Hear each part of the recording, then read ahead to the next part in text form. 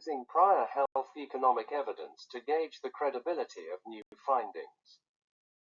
Synthesizing and assessing the quality of economic evidence may pose several challenges to researchers due to constrained timelines, increased complexity of newly published economic models, and lack of transparency.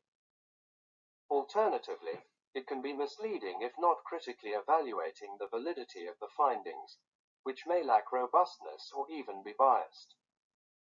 The key feature of the Bayesian framework is to allow new findings to be set in the proper context. Briefly, Bayesian posterior distributions were derived by updating prior probabilities with new observed data. Since naturally Bayesian methods permit the synthesis of all available evidence, not the analysis of the new data alone, it can improve the precision of treatment effect estimates and potentially reduce the bias associated with such estimates. Following Bayesian thinking, the purported Cowley gained in the new economic studies are put into the context of the existing health economic evidence. We selected the best quality economic study as the reference, which was assumed to reflect the true Cowley gained, to act as a benchmark for the results of other analyses. This selection process is further explained later. These reference studies act as a safeguard, reducing potential biases of interpreting data from an individual economic evaluation. When the results of individual studies are inconsistent with the existing evidence, the findings of new study may be seen as lacking credibility. This concept was used for the gains in life years by interventions in the earlier publication.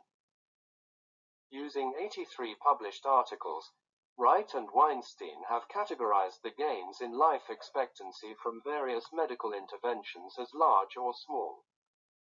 The interventions included both treatments and preventive interventions, stratified by the target population and disease.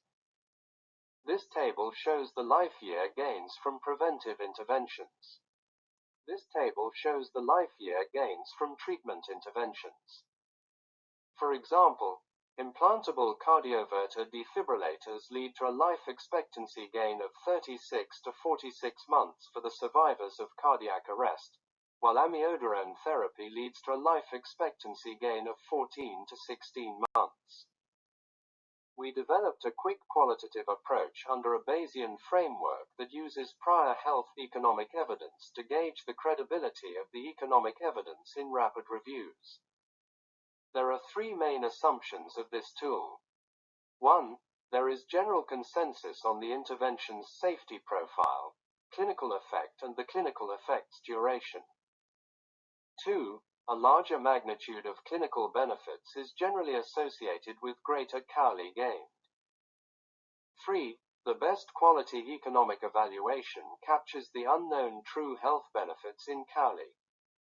The tool works by forming a small database of the reference economic evidence. Within that database, it captures two main components: the clinical benefit, such as improving disease progression, and corresponding Cowley gain. The tool focuses on the logical consistency of model input, clinical benefits, and outputs, Cowley gained for cost-utility analysis, of findings within a rapid review, compared to the reference, the prior economic evidence. This tool does not focus on the technical details, such as model structure, assumptions, and parameters, of economic modeling. By identifying the degree to which the new intervention provides clinical benefits, greater, smaller, or similar, compared with the existing interventions, a reasonable interpolated range of Cowley gained from the new intervention can be approximated. When applying this tool to a published economic study included in the rapid review, the researcher may provide either positive or negative comments. For example, when the Cowley gained of the study is not consistent with the existing evidence, the researcher can state that we did not use a structured validation assessment tool to evaluate the quality of this economic study in this rapid review.